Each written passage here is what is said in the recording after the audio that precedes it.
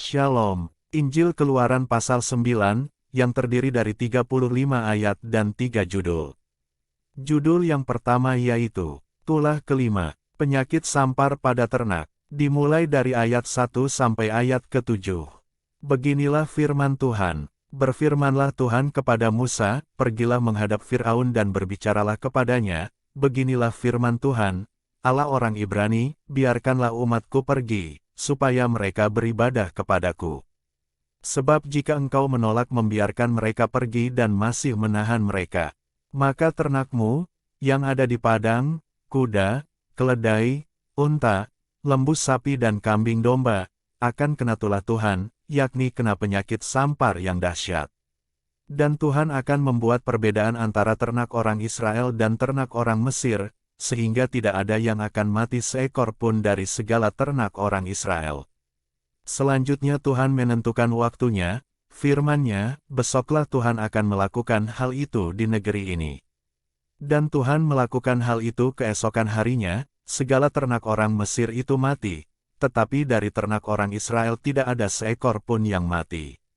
Lalu Firaun menyuruh orang ke sana dan sesungguhnyalah dari ternak orang Israel tidak ada seekor pun yang mati. Tetapi Firaun tetap berkeras hati dan tidak mau membiarkan bangsa itu pergi. Lanjut pada judul kedua yaitu, Tulah ke-6, Barah, dimulai dari ayat ke-8 sampai ayat ke-12. Beginilah firman Tuhan, berfirmanlah Tuhan kepada Musa dan Harun, ambillah jelaga dari dapur peleburan serangkup penuh, dan Musa harus menghamburkannya ke udara di depan mata Firaun.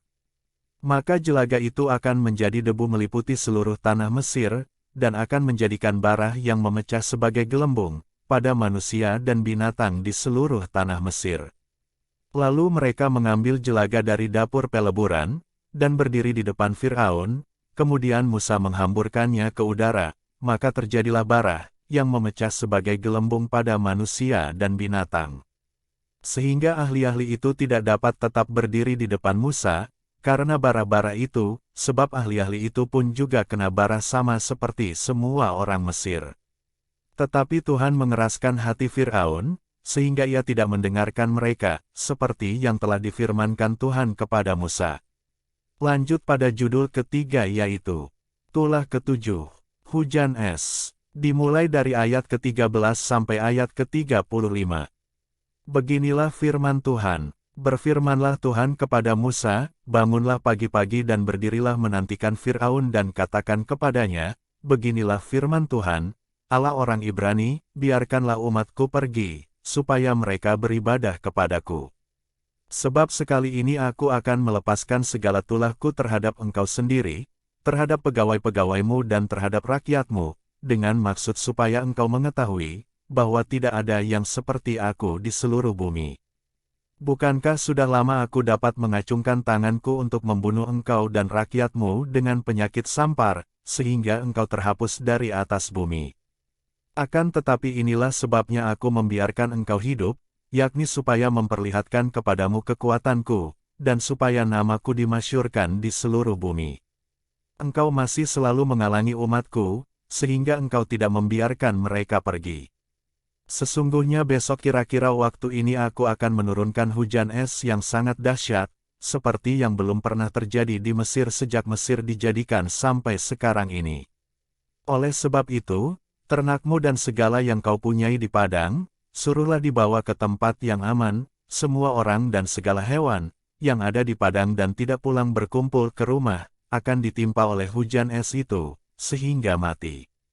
Maka siapa di antara para pegawai Firaun yang takut kepada firman Tuhan, menyuruh hamba-hambanya serta ternaknya lari ke rumah.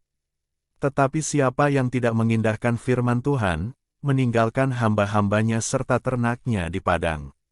Berfirmanlah Tuhan kepada Musa, ulurkanlah tanganmu ke langit, supaya hujan es turun di seluruh tanah Mesir, menimpa manusia dan binatang dan menimpa tumbuh-tumbuhan di padang di tanah Mesir.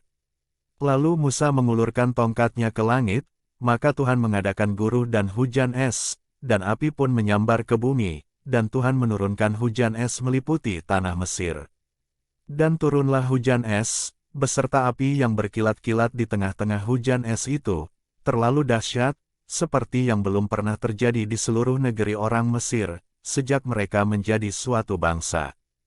Hujan es itu menimpa binasa segala sesuatu yang ada di padang, di seluruh tanah Mesir, dari manusia sampai binatang, juga segala tumbuh-tumbuhan di padang ditimpa binasa oleh hujan itu dan segala pohon di padang ditumbangkannya. Hanya di tanah Goshen, tempat kediaman orang Israel, tidak ada turun hujan es. Lalu Firaun menyuruh memanggil Musa dan Harun serta berkata kepada mereka, "Aku telah berdosa sekali ini, Tuhan itu yang benar, tetapi aku dan rakyatkulah yang bersalah. Berdoalah kepada Tuhan, guru yang sangat dahsyat dan hujan es itu sudah cukup. Maka aku akan membiarkan kamu pergi, tidak usah kamu tinggal lebih lama lagi." Dan berkatalah Musa kepadanya, "Sekeluar aku dari kota ini, aku akan mengembangkan tanganku kepada Tuhan, guru akan berhenti dan hujan es tidak akan turun lagi, supaya engkau mengetahui bahwa bumi adalah milik Tuhan. Tetapi tentang engkau dan para pegawaimu, aku tahu bahwa kamu belum takut kepada Tuhan Allah. Tanaman rami dan jelai telah tertimpa binasa, sebab jelai itu sedang berbulir dan rami itu sedang berbunga. Tetapi gandum dan sekoi tidak tertimpa binasa, sebab belum lagi musimnya." Lalu keluarlah Musa dari kota itu meninggalkan Firaun, dikembangkannyalah tangannya kepada Tuhan, maka berhentilah guru dan hujan es dan hujan tidak tercurah lagi ke bumi. Tetapi ketika Firaun melihat bahwa hujan es dan guru telah berhenti, maka teruslah ia berbuat dosa, ia tetap berkeras hati, baik ia maupun para pegawainya. Berkeraslah hati Firaun, sehingga ia tidak membiarkan orang Israel pergi, seperti yang telah difirmankan Tuhan dengan perantaraan Musa.